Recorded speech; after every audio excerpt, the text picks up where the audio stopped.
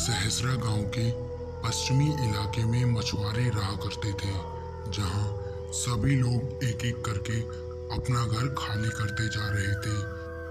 उस इलाके में केवल केतू काका का घर बचा हुआ था, जो काफी ज्यादा डरे हुए रहते थे।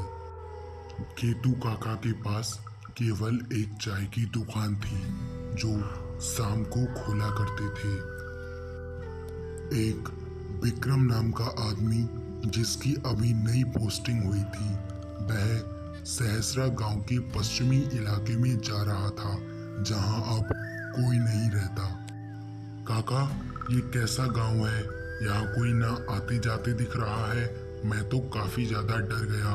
एक चाय लगा दो। काका, इस गांव के सभी लोग कहाँ चले गए हैं? कोई दिखाई क्यों नहीं देता? बेटा, मैं भी अब यह गांव छोड़ना चाहता हूँ, लेकिन वह मुझे गांव नहीं छोड़ने देता। वह मुझे मार डालेगा। काका, आप ये कैसी बातें कर रहे हैं? मैं दूसरे शहर से आया हूँ। मुझे इस गांव के बारे में कुछ नहीं पता। बेटा, तुम्हारी इस गांव में पोस्टिंग गलत हुई है। इस गांव में किसी की पोस्टिंग नहीं होती है। मुझे लगता है तुम इस गांव में गलत आ गए हो। उस गांव में सभी के घर खाली पड़े हुए थे। विक्रम को यह बात बहुत ज्यादा अजीब लग रही थी। विक्रम डरा हुआ था। कुंतन, ये विक्रम है।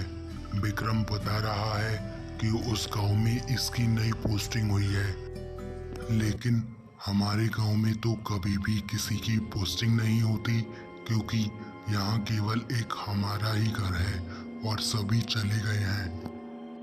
हाँ, वही तो मैं विक्रम से बोल रहा हूँ, लेकिन ये मानने को तैयार नहीं है। चलो, कोई बात नहीं, मैं सभी के लिए खाना लगा देती हूँ। सभी लोग खाना खा लो। आज विक्रम कुंदक के पास सो जाएगा। विक्रम रात को जब कुंदक के पास सो रहा था, तो उसके कानों में अजीब सी आवाज पड़ी। विक्रम उठकर बैठ गया।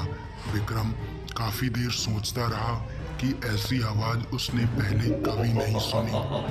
विक्रम को आवाज लगातार सुनाई दे रही थी, तो वह केतू काका के कमरे में चला गया और जाकर कहा, काका, यहाँ मुझे बहुत अजीब अजीब आवाजें सुनाई दे रही हैं।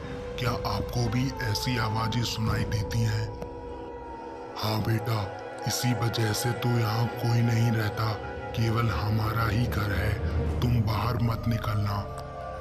लेकिन रात को 2 बजे जब विक्रम घर से बाहर निकला, कौन है? कौन है वहाँ? सामने आओ। उस गांव में छलावा रहा करता था। छलावे को आने जाने परदेसी लोग काफी ज्यादा पसंद थे। वह मार के खा जाता था।